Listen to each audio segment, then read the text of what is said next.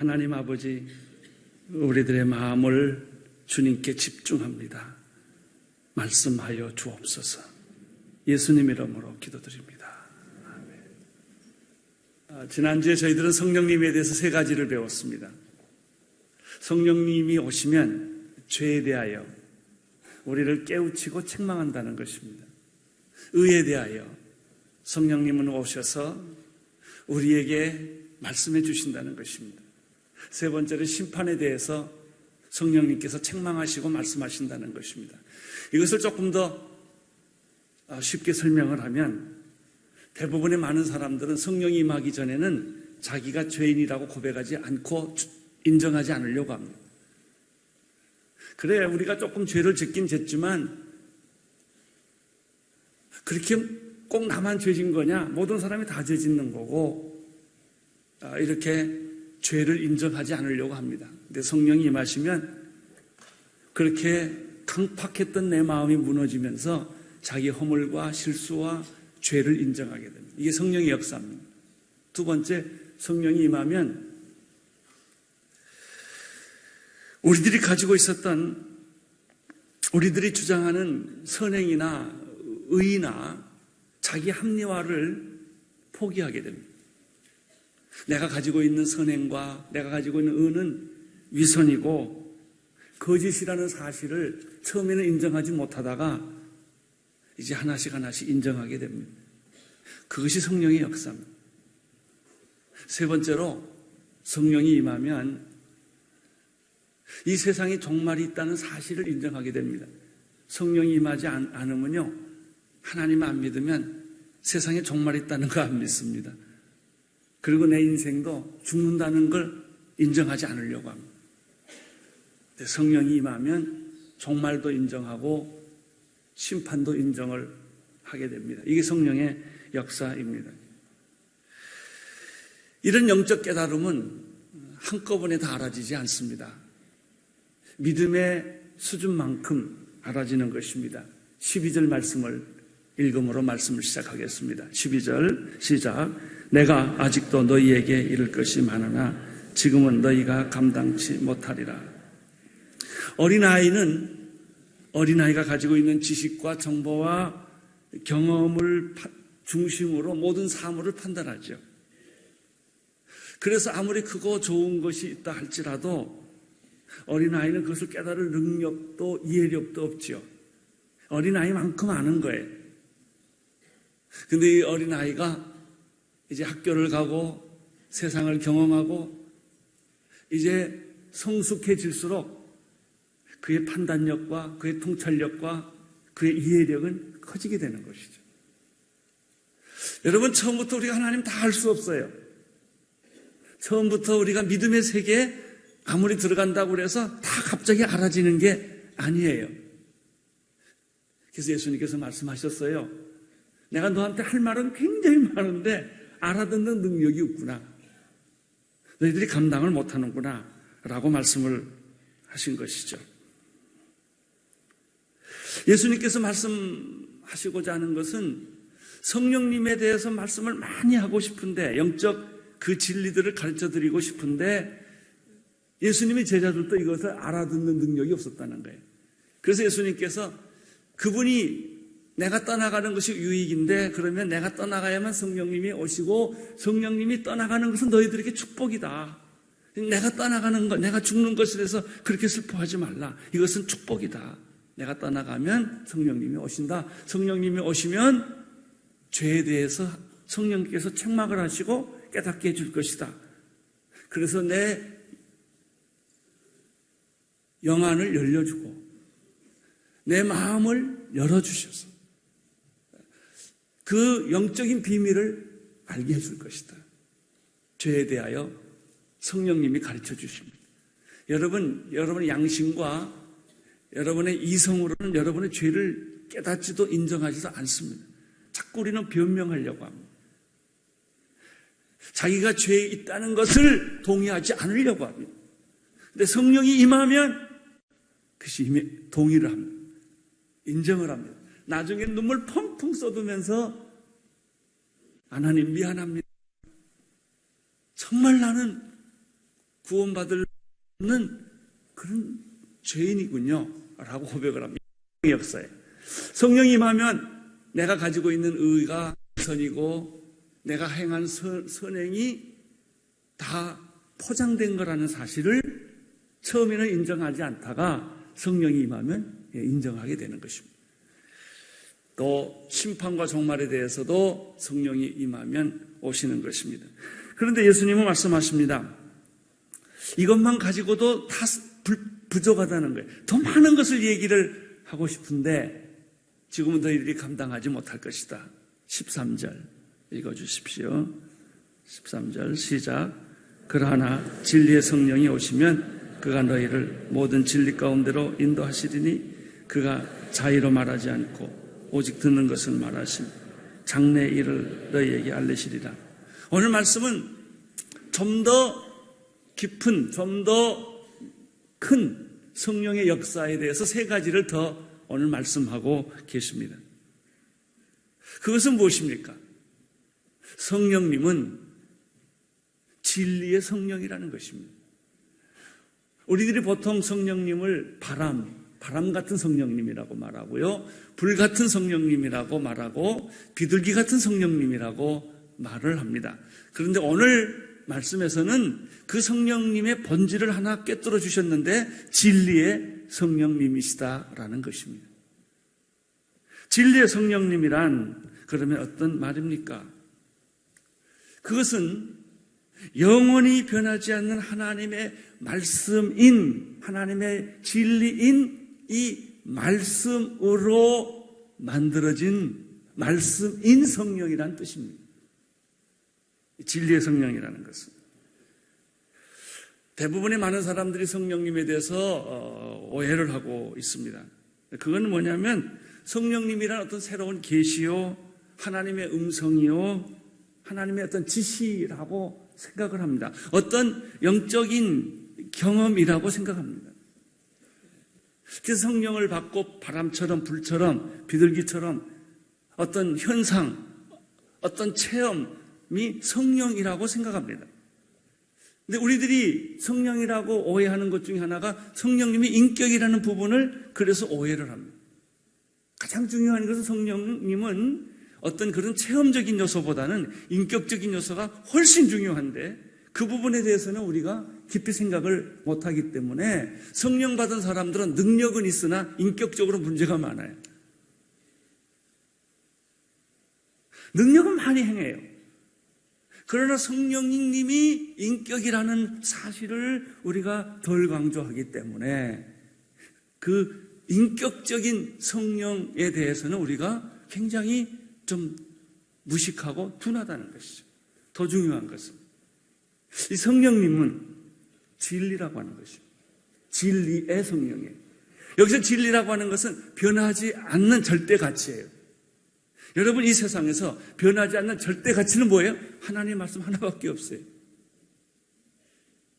그래서 진짜 성령님이라고 말할 때는 여기 기록된 하나님의 말씀에 기초한 성령, 하나님의 진리인 이 말씀으로 만들어진 형성된, 기초된, 관계된 그런 성령이라는 사실을 우리는 좀 깊이 생각하지 않고 자꾸 현상학적인 것, 어떤 경험적인 것, 어떤 체험적인 것, 어떤 능력을 받는 것, 이런 것들을 성령님이라고 부분적으로 오해하고 있다는 것입니다. 여러분, 오늘 기록된 말씀, 진리의 성령이란 뭐냐 하면은 이 성령님이 바로 진리의 말씀인, 하나님의 말씀인 이 말씀이 성령이라는 것입니다. 나는 여러분들이 이 성령님에 대해서 정말 오해하지 않게 되기를 바랍니다. 그래서 성령 충만 받는다는 것이 어떤 현상으로 이해되지 않기를 바랍니다. 그 현상의 대표적인 것이 방언, 예언, 능력을 행하는 것, 귀신 쫓는 것, 그런 것들을 너무 중요시한다는 것이죠. 그러나 그보다 더 본질적으로 중요한 것은 성령님은 예수님이에요. 인격이에요. 성령님은 하나님이세요. 성령님은 진리의 성령님이세요. 이 진리의 성령님이 성령의 본질이라는 것입니다. 두 번째입니다.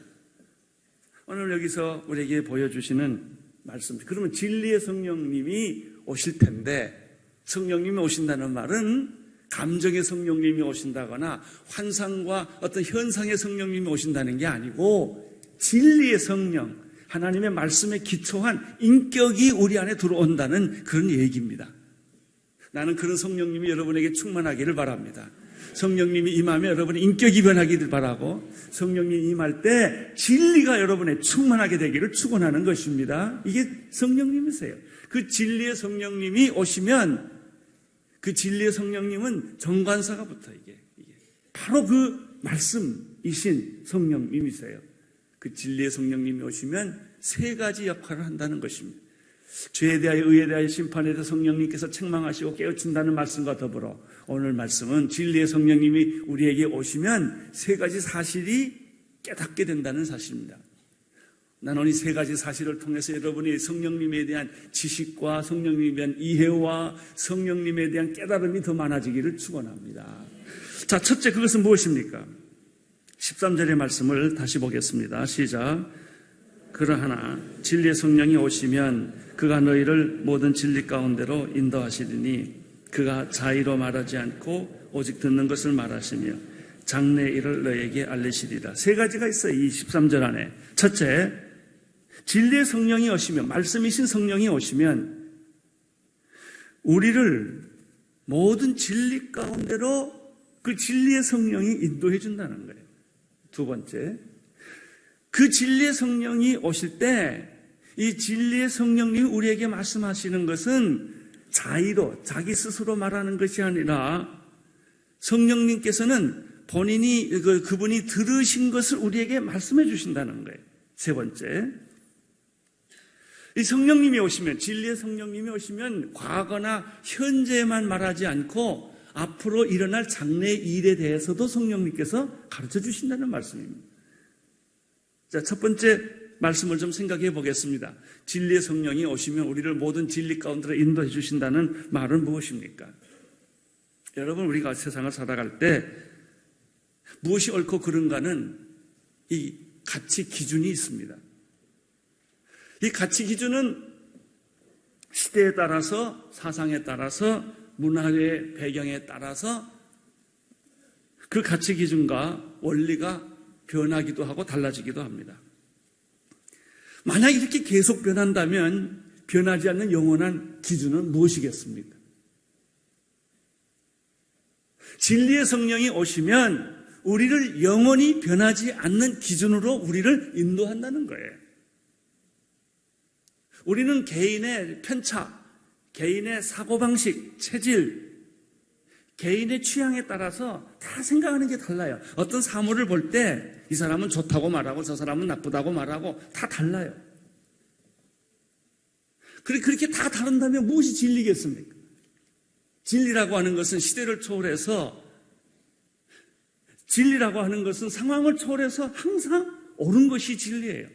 그것이 하나님의 말씀이고 하나님의 기준이에요. 따라서 우리는 이 세상에 살면서 다 각자 다른 기준을 가지고 살아왔는데 진리의 성령이 오시면 우리를 진리로, 바른 기준으로 우리를 바꿔준다는 것이죠. 세상의 판단을 했던 여러분들이 이제 하나님의 판단하는 기준으로 바꿔지고, 세상의 상식적인 기준을 가지고 있던 여러분들이, 세상적인 기준을 가지고 있던 여러분들이 이제 성령이, 진리의 성령이 오시면 성경 말씀의 기준대로, 하나님의 기준대로, 진리의 기준대로 우리를 바꿔주는 역할을 성령님이 하신다 하는 거예요. 나는 여러분의 기준이 변하기를 바랍니다. 여러분이 지금까지 세상을 살아왔던 그 사고방식, 생활 방식이 그게 옳은 것이 아니란 말이죠.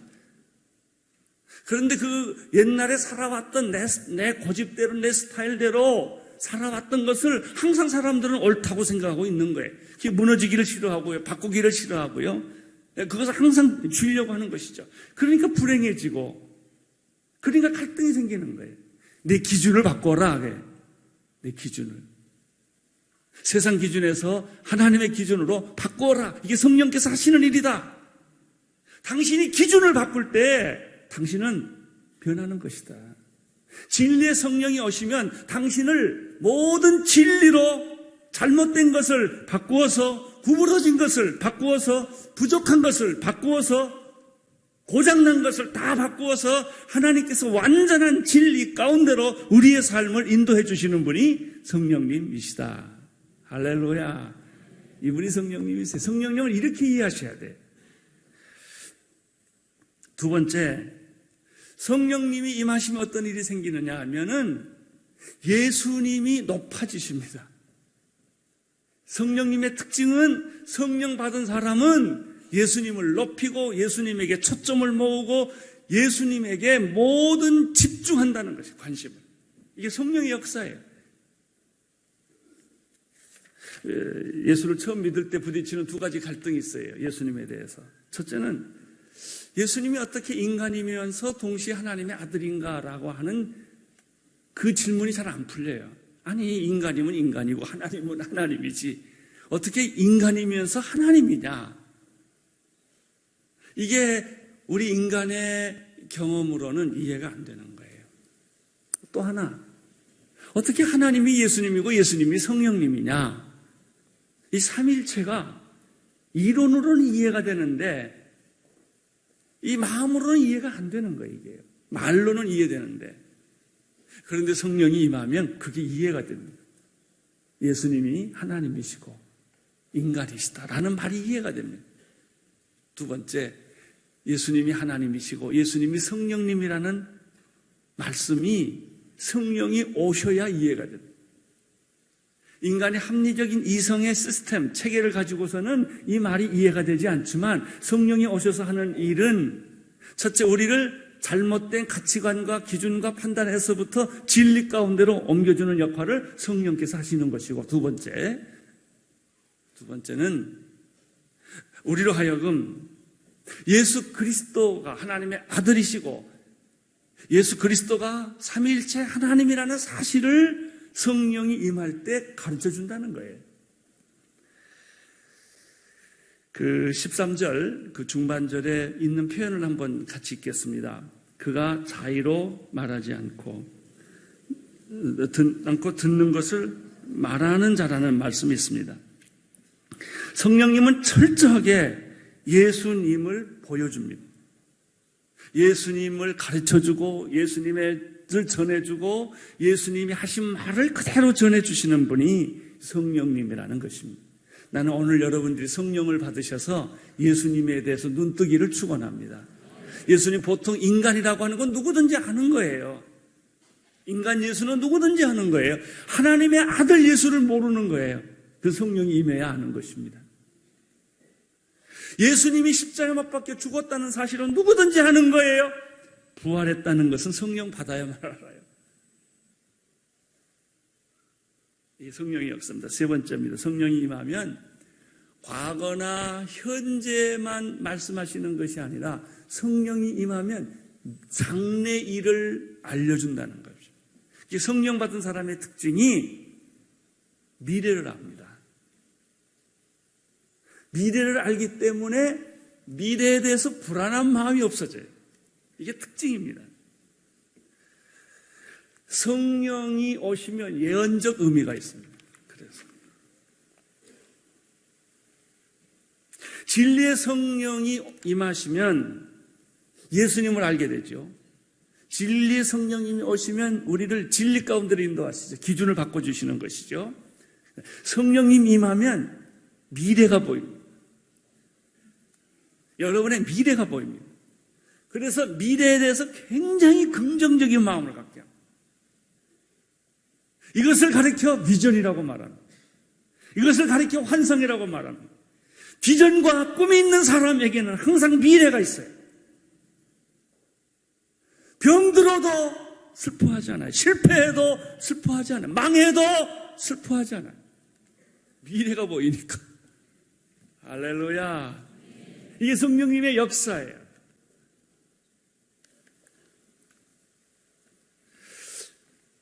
이 성령을 받으면요, 자기 과거도 보이고 현재도 보이지만 내가 가만히 있으면 내가 어떻게 해야 될 것을 알려줘야 해요. 어떻게 살아라. 이걸 가르쳐 주세요. 어떤 길로 가라. 이게 알아진다니까요. 무슨 일을 해라. 그걸 알아줘요. 그러니까 다 신학교 가는 거예요. 이거 보이니까. 선교사로 가는 거고. 자기 인생을 바꾸는 이유가 뭘까요? 아무 누구도 가보지 않았는데 왜 인생을 바꿔요? 누가 개런티 해줍니까? 근데 성령께서 개런티 해주거든요. 이게 놀라운 거예요. 오늘 나는 여러분에게 성령이 임하기를 바랍니다. 그래서 여러분의 자녀의 미래가 보이기를 바랍니다. 이 민족의 미래가 보이기를 바라는 것입니다. 여러분, 죽고 나면 천국이 있다는 것도 성령 임하면 다 알게 돼요. 이게 놀라운 거예요. 장래 일을 알려줄 것이요. 왜 우리가 액트 29을 할까요? 왜 사도행전 교회를 꿈꿀까요? 우리 교회가 성령을 받다 보니까 그게 보인 거예요. 왜 우리가 비전교회를 해요? 왜 우리가 선교사님을 보여? 어저께 오늘 제가 복을 받으니까 우리 교회에서 파송된 선교사가 벌써 550명 됐더라고요. 금년에만 65명, 목사님들 이번 대거 떠납니다. 왜 떠나요? 성령이 임하니까 미래가 보이거든요. 성령이 임하니까 장래가 보이거든요. 할렐루야. 여러분, 미래가 보이면 못 보니까 못 가지, 보면 갑니다. 미래가 보이면 현재의 불행은 의미가 없어요. 이게 성령의 역사예요.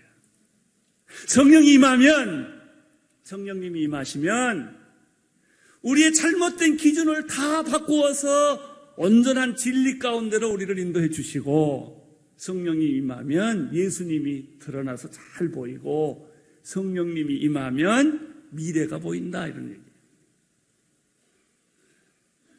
그런데 이 좋은 성령님을 안 받고 뭐 하세요? 왜 이렇게 방황하세요? 내일 무슨 일이 일어날지 몰라서 왜 이렇게 전전긍긍하세요? 왜 그렇게 초라해졌어요? 왜 그렇게 비참해졌어요? 왜 그렇게 마음의 문을 닫고 절망 속에서 자살만 꿈꾸세요? 성령님이 여러분에게 임하기를 축원합니다. 미래가 보입니다. 예수님이 보입니다. 잘못된 기준을 다 바꿀 수가 있습니다. 할렐루야. 그러니까 성령님이 임하면 내가 변하지 않을 수가 없는 거예요. 사업에도 목적이 생기고, 자녀 교육에도 목적이 생기고, 내가 사는 것도 목적과 의미가 있고, 얼마나 매일의 삶이 기쁘고 즐겁고 의미 있고 감동적인지 모른단 말이죠. 할렐루야. 이게 예수 믿는 겁니다. 이게 거듭났다는 거예요.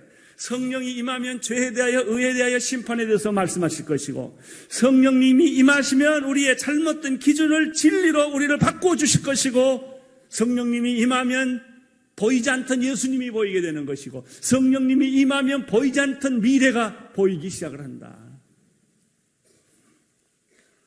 14절 보시겠습니다. 시작.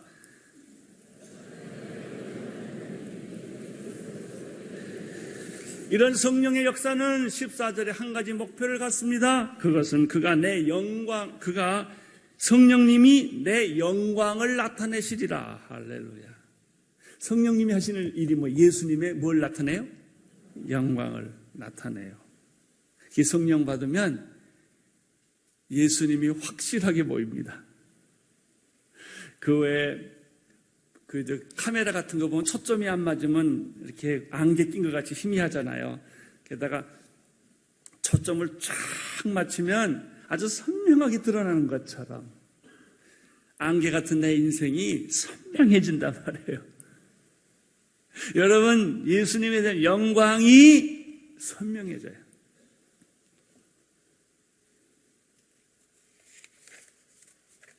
(15절을) 보십시오. 시작.